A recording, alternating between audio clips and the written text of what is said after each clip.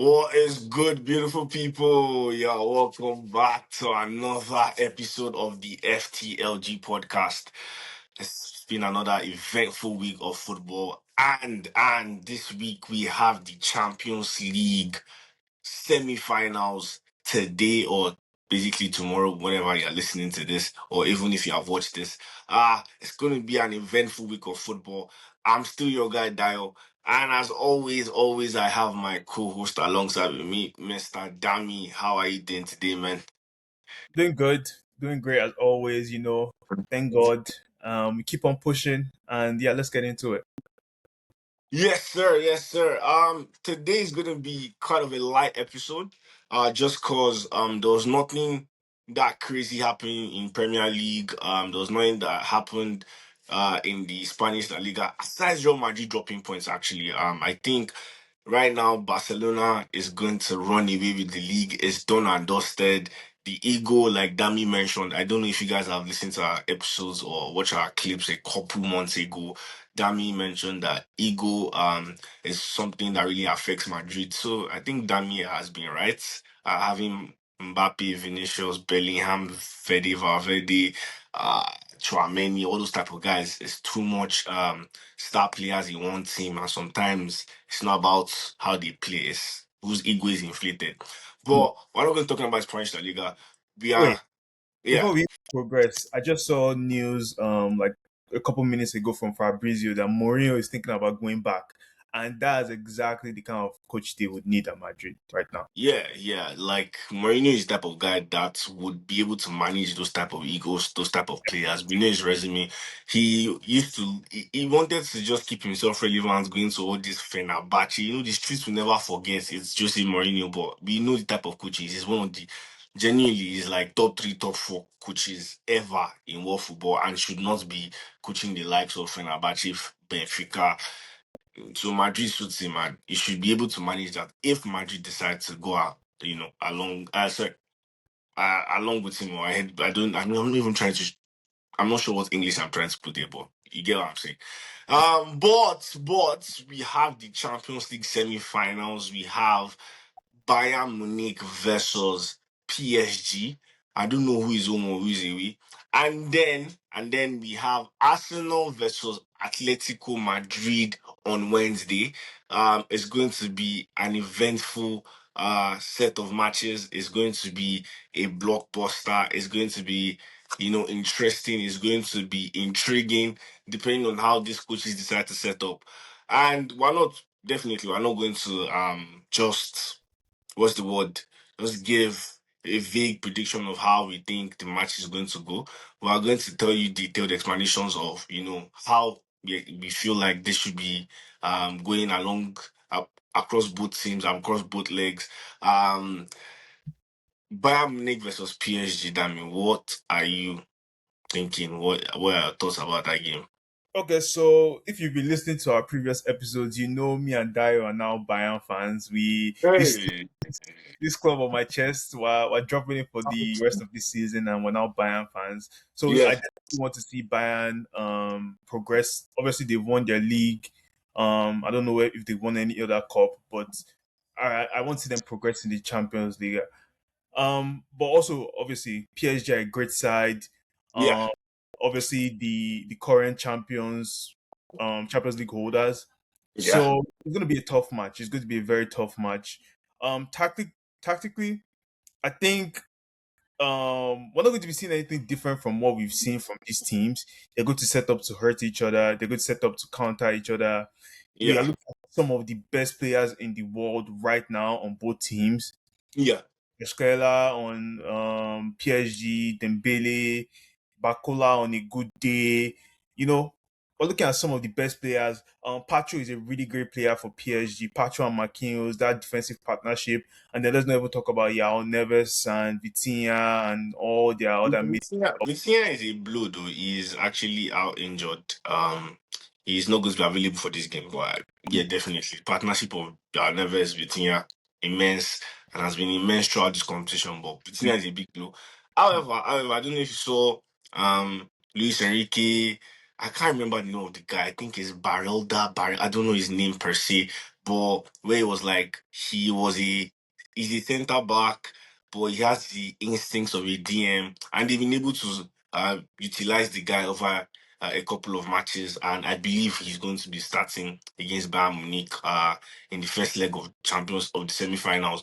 Yeah. I'm not sure how he is, but there's been a lot of praise about the guy. But yeah, that's just what I wanted to say regarding Vitinha's injury. Yeah. Um, Tactically for Bayern, you're going to see them. I do believe Bayern are still going to set up with their 2-4, 2-4. I don't even know what for me. Is it 2-4, He, two he, two play, he two played two like six, two, two two, two two, six? six in a Yeah, way, like yeah, yeah. I believe they're still going to set up with that formation. That formation gives them a lot of things. It makes them dynamic. We've seen Hurricane dropping deep into the DM positions. We've yeah, seen their right backs and their left backs talking into winger positions. And what I really love about that formation is the way the shape is set up. You can yeah. have either overlap or underlaps on the wings. So your their players are always going to keep on moving, keep on trying to find more space. But my problem with that formation is like it leaves them very open at back. We saw Yeah, we saw Real Madrid capitalize on this numerous times. exploit that Yeah, a lot. yeah, with Mbappe and Vinicius.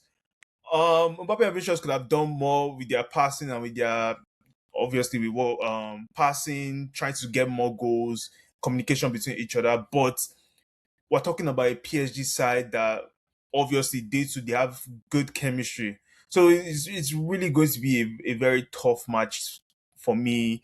And I can't wait to see who's gonna progress from this round. Okay, first, because the thing is, both teams, I haven't seen them play each other a lot. However, everyone that's watched the Club World Cup remember that Bayern and PSG did play each other in the Club World Cup. I don't know if it was the group stage or quarterfinals. I don't remember which particular stage it was. However, they played each other in the World Cup. It was the match that I believe Manuel Neuer got an injury or somebody had like a broken knee. Something happened in that game, like very very bad injury. I can't remember the player, but my best guess is Manuel Neuer. And I believe PSG, yeah, PSG did win the match because they made it to the finals. Yeah, But it was a very very good attacking game. I think, however, in that game, PSG dominated a lot. And then we've seen PSG and Bayern in the Champions League. Bayern Munich won 2-1. Luis Diaz, I can't remember who scored the second goal. It was the same match that Akimi had a very nasty injury, but luckily he's back. He's going to be available for this game. So we have seen like PSG dominate. We've seen Bayern also dominate and win. And like you mentioned, right, it's going to be the best players going against each other. Both teams are very attacking minded. I think they are the best offensive teams that we have actually watched in this tournament so far, or in the Champions League so far. So it's not a situation where oh this person is coming here to defend or sit back. They are going to go at each other as much as they can. And the level of attackers that they have, you have Harry Kane, the player that likes to drop deep. And if he's in front of your goal, little.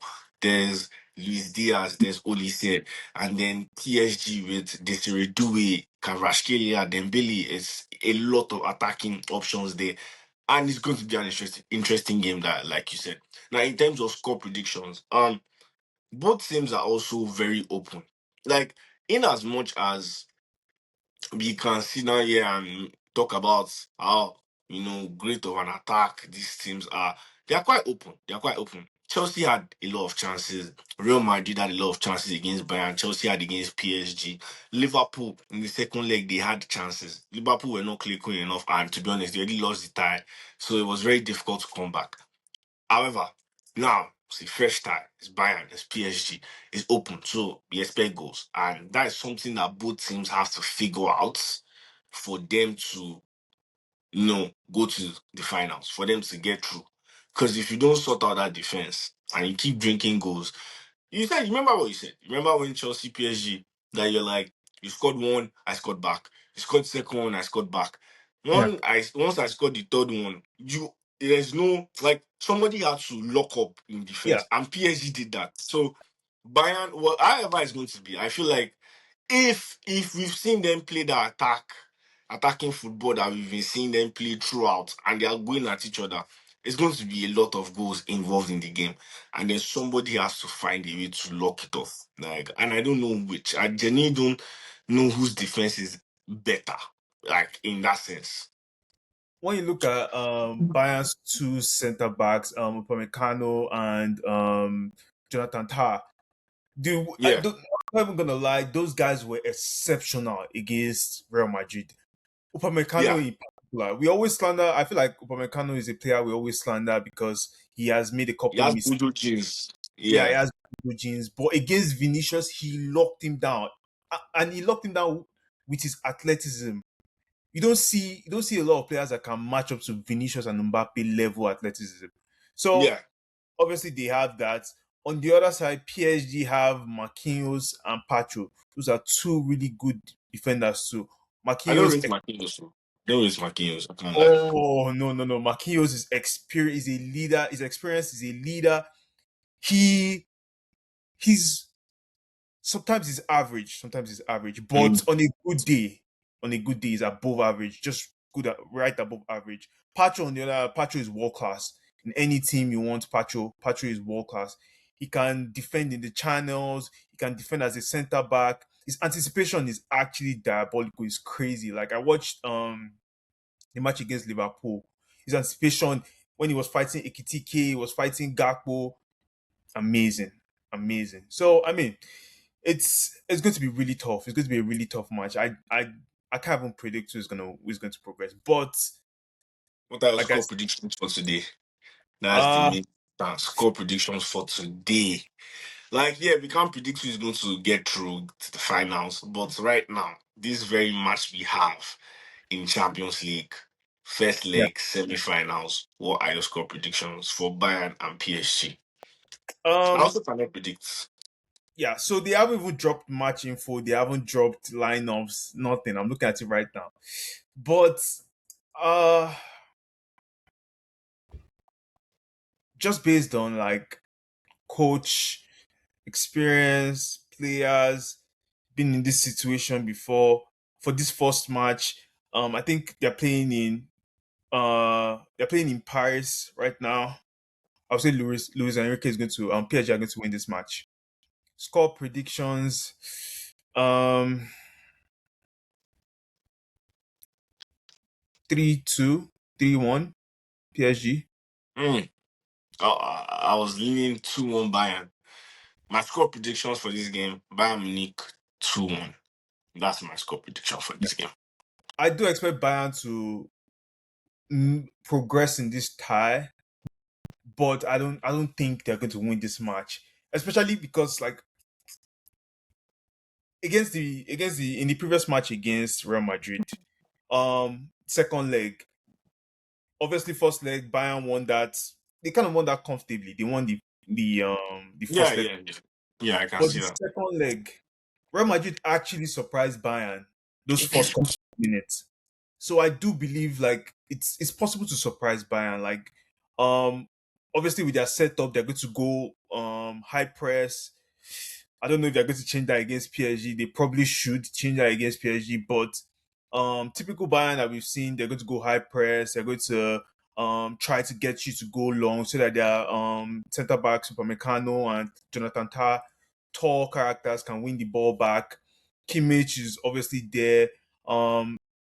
Yeah, they're going to try to do that to PSG, and PSG do not have any aerial presence. Dembele is not that tall. Kvaratskhelia is not that tall. Desiree Doué, Bakola, those are not tall players.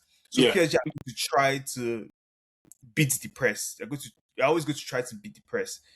So and PSG are very good. They're very good at beating the press. They're very good at moving their men, keeping their men in that tactical formation so that they always beat the press, especially first stage press. yeah, But it's like I said, it's going to be just very tough. It's going to be down to which players can stamp their game, stamp their style of play and everything on the game. I expect Olise to have another great game. Yeah. That guy is. We should be having talks for Olise, top five Ballon d'Or. Has been amazing this season. Over this I'm weekend, still waiting for your predictions. Oh. That is what I'm waiting. uh, Yeah, you're I told you, halfway. I told you three. I believe this match two 3-1, 3-2 to PSG. But over the leg, I expect Bayern. I would prefer Bayern to progress. You prefer. Okay. Well, I'm a Bayern fan, so Yeah. I see the bias there.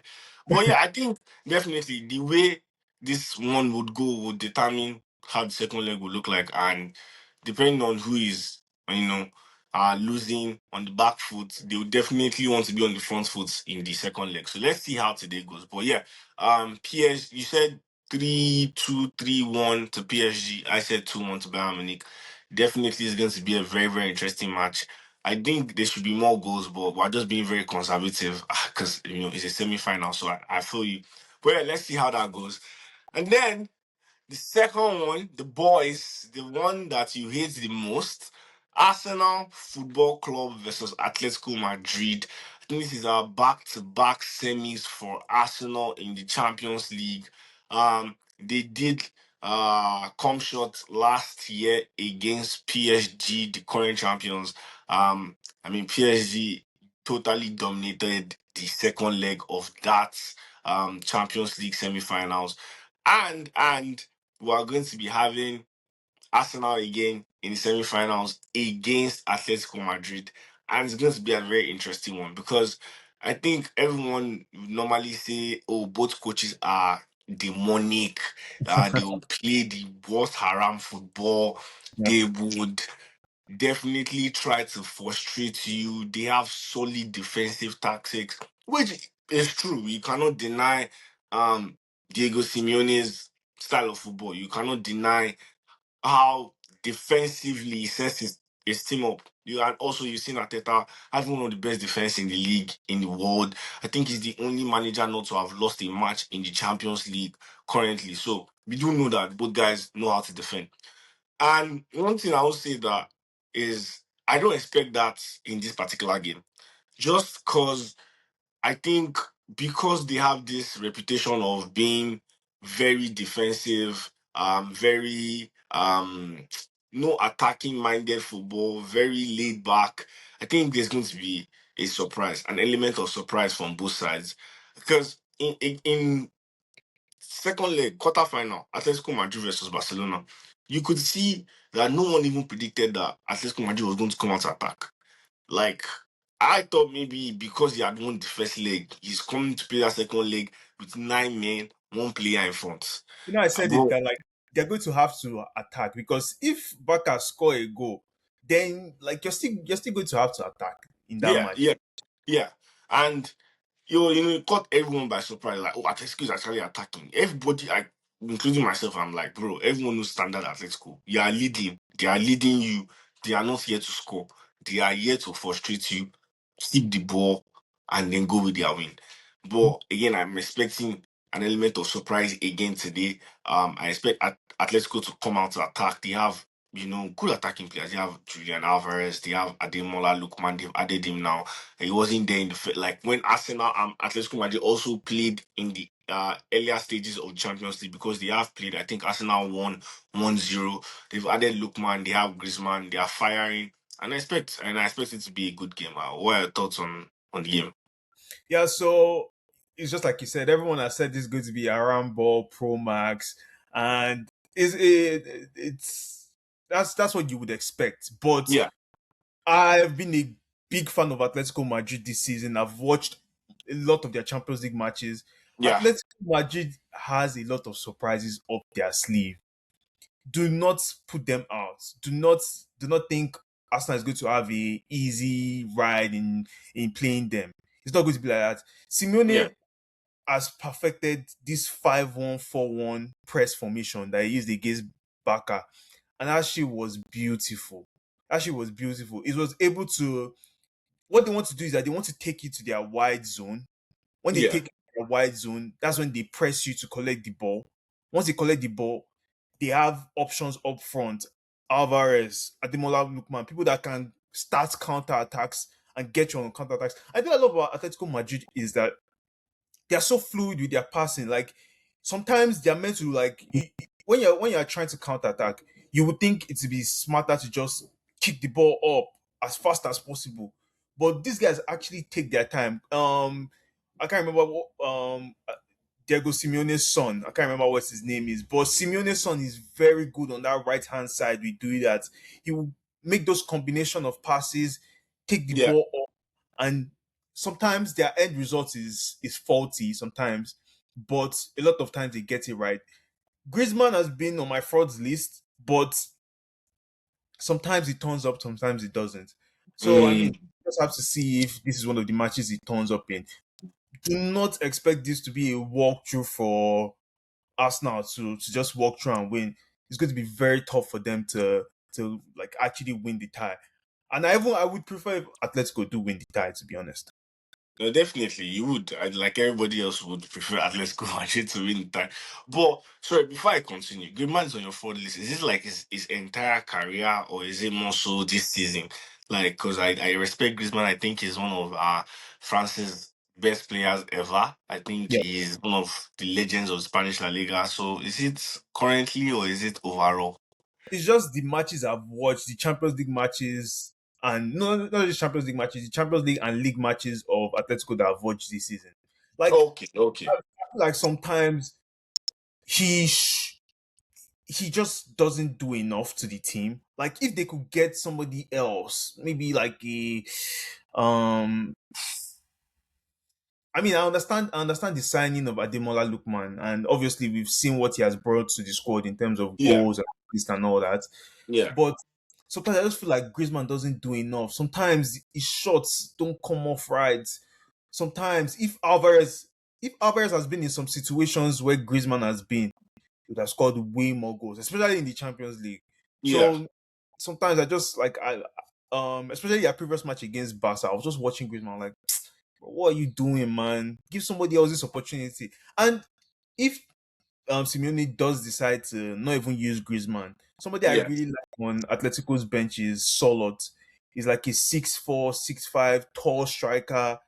He scored yeah. a goal against, yeah, he scored a goal. He scored a goal against Barcelona, I think. And I love him as a player, to be honest. I'd Yeah. love to see him bullying Saliba and Gabriel. And I mean, I hope to see him as maybe like a substitute appearance on in this match. So yeah. Definitely, definitely. I can understand your sentiments with Griezmann. Yeah, I've not watched him enough to know if he has been that poor. But yeah, I have seen lapses in his game. I just say, to be honest, age, Yeah. retiring from the French team, definitely coming to that age where things that he was able to do, he could not do. I think his biggest fraud season, and I like Griezmann a lot, is when he moved to Barcelona. He was a shadow of himself. He wasn't the Griezmann that was playing at Athletic. But again, you cannot deny the quality of player that he is, his skill set, his ability, and now be needed against a team like Arsenal, especially with how they play in Yeah. defense. Um, like you mentioned, it's not going to be a dog walk. However, I have seen Arsenal play them before, and it was very difficult for Atletico to get a goal. But Arsenal did get a goal. I think they beat them more than it was more than because I think it was Gyökeres had 2 goals. Something came from a corner. I genuinely cannot remember the Yeah. scoreline of that game, but I think it was a 3-0, or even a 3-1 3-0. or 4-1 or 3-0. something like that. Something like that. So like Arsenal did make it a dog, like a walk in the park, sorry. So Yeah. I'm expecting Arsenal to do the same. Now, is it going to be easy? No, but I think I'm having it. Yeah, even if I don't like the team, I think they get a win today, and then they overall they make it to the finals. They get a win in the second leg and make it to the final. Score predictions for today. I am predicting. Sorry, not today. I mean, they play tomorrow or Yeah. on Wednesday. I am predicting Arsenal.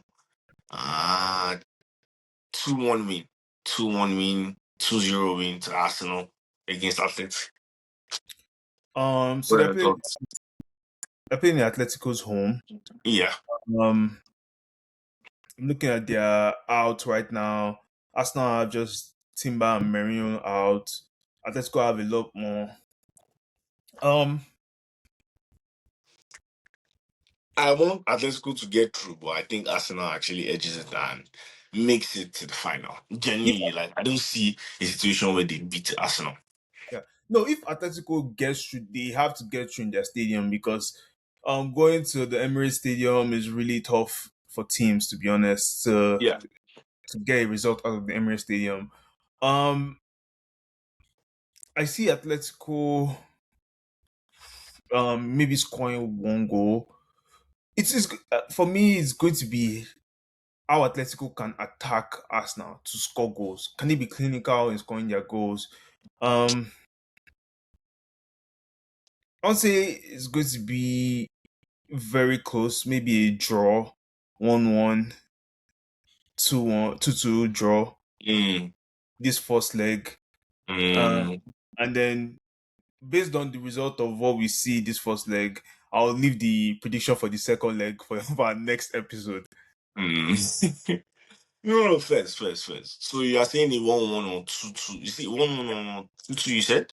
Yeah, 1-1 or 2-2 draw. Okay, in the first leg. Okay, fair enough. Fair enough. Guys, let us know your thoughts in the comments. Definitely, you've heard our predictions. You've heard what we think about both matches. You've heard what we think about all four teams. I think best game I'm going to be watching is definitely Bayern versus PSG. However, Atletico Madrid and Arsenal is there. It's still a game of football. So let us know your thoughts in the comments about who you think is going to be winning, what you think about our predictions, and if we are wrong, if we are right, please do let us know. Um, Definitely we'll be watching, keeping a close eye on Arsenal, especially, and we will see how it pans out across both matches. But yeah, that's it on Champions League. That's it on Champions League. I'm just going to quickly dive right into the Premier League. We have had just a couple new new information that happened last week. One was Chelsea letting go of Liam Roseno. Chelsea have also made it to the FA Cup finals, and so has Manchester City. So it's going to be a final between Manchester City versus Chelsea, and Arsenal won their game. City won their game in hand. United won yesterday. West Ham is fighting. Tottenham is still fighting. It's not as if a lot happened, but a lot happened. It's Yeah, there. yeah. There's a lot of things that happen in between. But yeah, we're going to talk about Chelsea sacking Liam. I think over the last 3-4 episodes we've mentioned Chelsea a lot, not because we're Chelsea fans. Definitely they have a lot of buzz going around them. They have a lot of buzz in the team about the owners, the protests, the losses. So definitely something we're going to bring on the pod. So there's no bias. Okay, so anybody that listens to this, we're now Bayern fans, so there's no even bias talking about Chelsea. Yeah. But yeah, I think there was no shock to have him sacked. The results have been piss poor over the last couple of months. The last time Chelsea won a game, I believe, was against Aston Villa. João Pedro hat trick, and they even scored a goal in the league. Besides that, it's been nothing. And I don't think Liam is necessarily a bad coach. I think he was dealt a very uh, bad set of cards, and with Chelsea, results is very, very important. And if you're not giving results, it's one way you came in, it's the same way you're going to go out. And that's what they did to him. So I think they're not fair to him in that sense. I mean, the owners, but a huge part is still their fault. I don't blame Liam for coming to Chelsea. You want to be a manager at Chelsea. You want to, prove yourself. You want to show that you have the qualities to coach at a club like Chelsea. And the owners have said like him, every manager up. So, what are your thoughts on him getting fired? Yeah, so I could kind of see he was going to get fired. Not even after the last loss that he had. I thought he was going to get fired after that 3-0 loss against Everton. Yeah, That was probably one of our worst matches this our season. our Bayern fans, not our. That was probably one of Chelsea's worst matches this season. And for me, I could already see it because the players had already given up. They had given up on him. They had given up on his formation. They had given up on his tactics. The kind of goals that we were conceding were lack of effort goals. Yeah, Takes, people not winning people not winning the second duels, crosses and that were not taken care of. I could already see it was coming. yeah, Now, as I said in the previous episode, when he first came, he implemented that 2-2-6 formation, and I thought that was amazing. We won. He won his first like 5 matches at yeah, Chelsea yeah, back to back with great matches, great wins. I could see the future. I thought it was looking good for us. And I mean, he was very dynamic to Andre Santos' role in the team, dropping back to yeah, become a center back. Having two CDMs was really helping us. Like I said in the previous episode, I do not understand why he did not implement that formation in later matches. I understand you're playing against bigger oppositions, but you want to enforce your style of play on the yeah, team. You want to yeah, enforce style of play on the opponent. yeah, And once he stopped using that 2-2 formation and really started using that 3 formation, and the players were not playing for him. It yeah. was obvious what was going to happen at the end of the day. So yeah. Yeah, yeah, it's true. Like, it was a lot more. I mean, players they can do better. I think these players could they we expect a lot more from them. They have been poor this season as well, but it was just very bad, man. The stint was just bad, and he just kept seeing a drop in quality, a drop in like productivity in terms of like they were not running as much, they're not covering distances as much. It was mistakes upon mistakes. It was things that you know that like I said though against Manchester City, there was a particular goal that he gave away in middle of the park that led to Doku's goal. Bro, I'm not saying every midfielder is perfect, but I know I categorically can say that Caicedo does not lose the ball in the middle of the park. Like it's not like he can misplace a tackle. Definitely, he can miss tackle. He can jump in a little bit. He can. Some of Caicedo's lapses are maybe he doesn't know when to attack space and attack man, those type of things. But like his inability to receive the ball on a half turn, get the next pass is not that. Like it is not a situation for him. It is not. Oh, it is too much for him. He can't handle this. He can, and he was giving the ball. I'm like, bro, this is not the Caicedo I know. Like, there are, just a couple things just here and there, and you could see that. So I agree with you in terms of the players not want to continue playing for him, and in terms of the manager, the management getting him gone. Yeah, because that's what the players, like you can see, since we've mentioned that they don't want to play for him, they didn't respect him. They needed to do something to at least get them, going again. And you could see there was a major difference when he was fired and their first game back against Leeds in the FA Cup semi-finals. Like you could see players running again. You could see players like going for those deals, going for those tackles, bro. Like look at Caicedo, Lavia, and Enzo in close proximity. Look at what Gusto was doing. You know what I'm saying? Look at Sanchez again. Like the Sanchez deep in form. Sanchez was back. You get what I'm saying? So you can see it. You can genuinely see it that there was a major difference. And now we can just mention that he's gone. We expect a lot more from the players, but let's look into the future. So, in terms of who do you feel like should be hired? Who do you feel like they should call in? Who do you think suits Chelsea Football Club?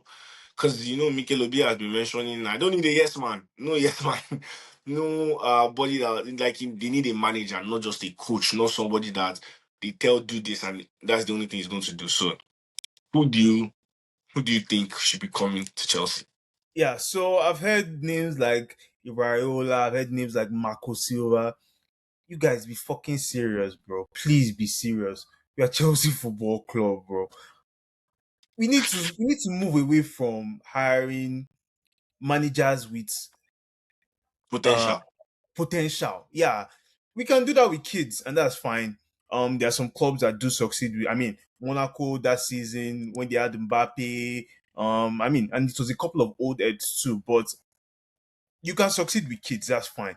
But with a young manager, it doesn't really work, to be honest.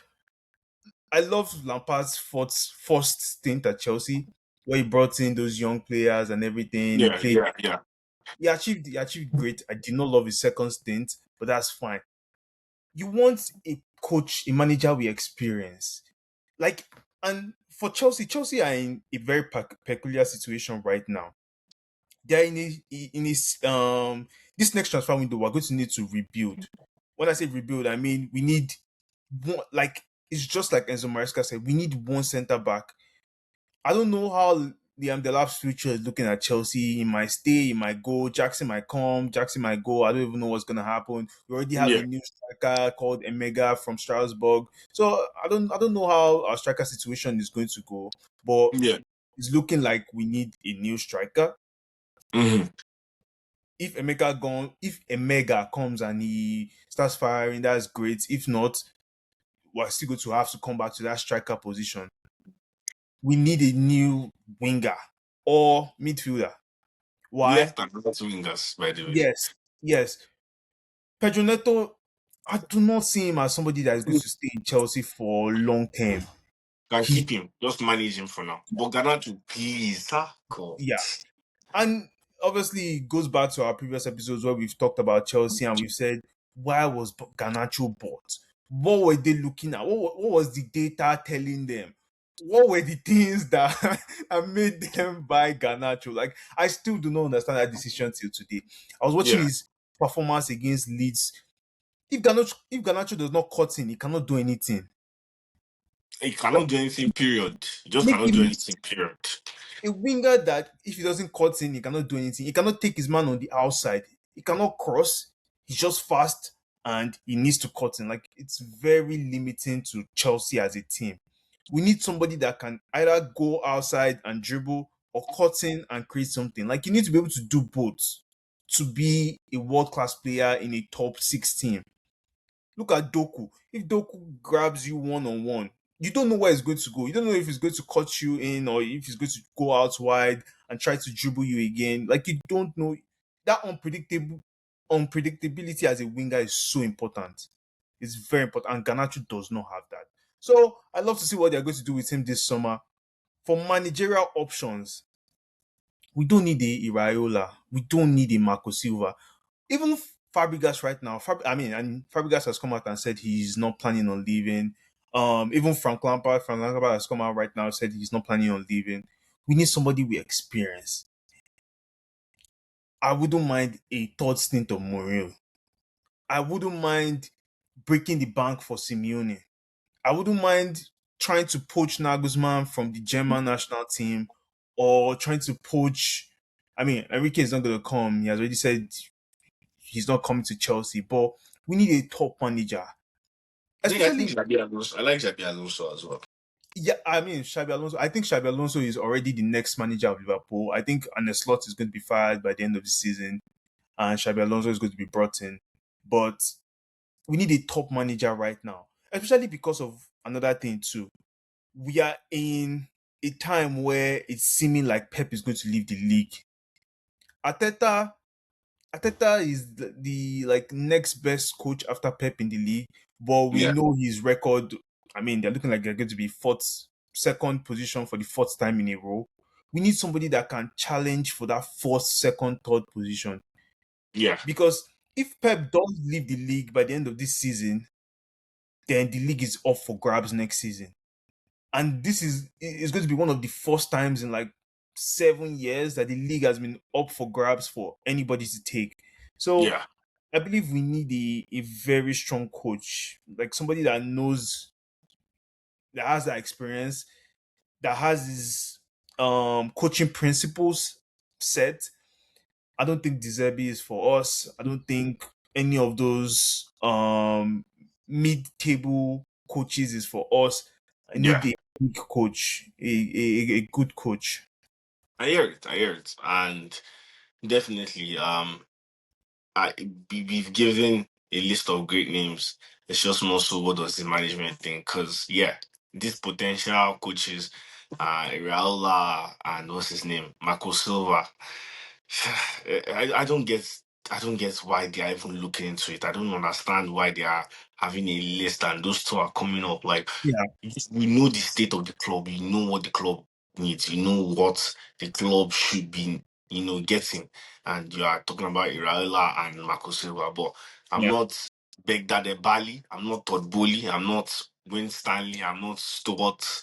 But yeah, those guys make the choices, and we as fans, we just have to, firm it like that. So let's see what they get. However, all the best in the meantime, all the best Chelsea, all the best the crop of players that they have right now, whilst we enjoy our team in Germany. In, yeah. until changes are made. Champions League Yeah. semi-finals. Exactly, exactly. But good for them in getting to the finals. Also great on Man City. Another FA Cup final for them.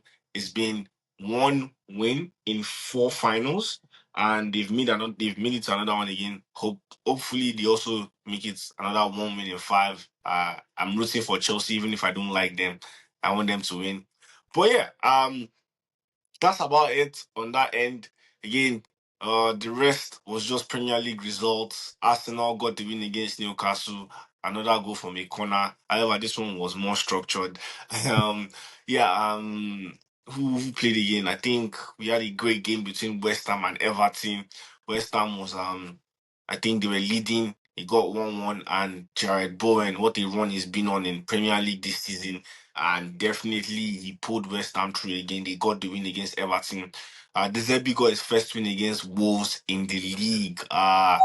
The 1-0 win against Wolves, immense, and needed win for them. So let's see if, like, I think our latest clip on TikTok, Instagram figures are, keeping up as if De Zerbi can pull Spurs through. And again, it's looking kind of shaky, but what God cannot do does not exist. At this point, that is what Spurs fans, Spurs players, coaches, management will just be, ringing in Mhm. their meetings in their rooms at the pitch. But let's see. I see. It's going to be a tough one. West Ham have a couple games. Spurs have a couple games. West Ham, they are fighting, and Spurs will be fighting and the likes. And we had the mid-table teams. They did play. Not so much, nothing about them in that sense. Then we had yesterday Brentford versus Manchester United. Bruno got his 19th assist of the league. Has basically one more assist to equal the record, and then two more assists. He breaks the record, and he's been great. He's been great. I think for me, he would be the Premier League player of the season if not even if he's done something crazy. He's been able to get 19 assists, and that is about to break the record. And in terms of, like, obviously, the Premier League will always give the best player to the winner of the league, or Yeah, player. Yeah, you know. yeah, However, Bruno would be my MVP. Bruno would be my player of the year, player of the season, because I think he's been able to do a lot for Manchester United. He has been able to carry the team. He's been able to take the team, on his shoulders, man, on his shoulders. Shrugged all the negative, stuff aside, and then he has lifted the team to its glory, and they are third in the Premier League table. I know we can all sit here and say one game a week. Yeah, yeah, we do. But he's been nice, and he has two more assists to break the record. So let's see if he does break the record. There's still a couple games left, and definitely it's Bruno Fernandes, man. All the attack flows through him. Even if he taps it in and just hits, something will come. So definitely he should be breaking the assist. So let's see how that goes. But yeah, that's about it. On today's episode, think we touched base on everything, and we're going to be in for an interesting Champions League match today, tomorrow. Yeah, we're going to be watching. Um, that's it on today's episode. Anything else, Dami? uh not much. Just look forward to FA Cup final. Look forward to these Champions League matches. They're going to be bangers. Like, this is, for me, I've said this on previous episodes before, but I love the Champions League so much. It's like, remember when you were in high school, just waiting for the night times Mm, comes and you watch your best teams, watch Real mm, Madrid, watch Barcelona, watch all those teams back then, and I'm so happy I'm alive to be watching it now. So can't wait to get started. And Yeah. yeah, let's see who wins this couple of matches and goes to the final. Definitely, definitely will be tuning in today, enjoying the goals. But yeah, that's it for today's episode, guys. I do have a lovely week ahead. Don't forget to share. Don't forget to like. Don't forget to subscribe. Tell your friends. Tell your family members. Tell their cousins, aunties, uncles. Tell everybody, man. Good news, guys. We got our first promo. We got our first promo. What you see that very soon. We have to put it at the end of the episode. No Yeah, bad eye if why, but that's the point. But yeah, yeah, keep sharing, man. It's going to get to somebody. It's going to get to, maybe a company, an organization that, would need FTLG to put them out there. So definitely, don't forget to do what we just mentioned. And if you have any comments, please, put it out there. Attack us, connect with us, let us know what you think. I'm still your boy Dio, and as always, we have Dami. And yeah, have a good weekend, guys. Oh, have a good week, guys. yeah. Bye. Bye.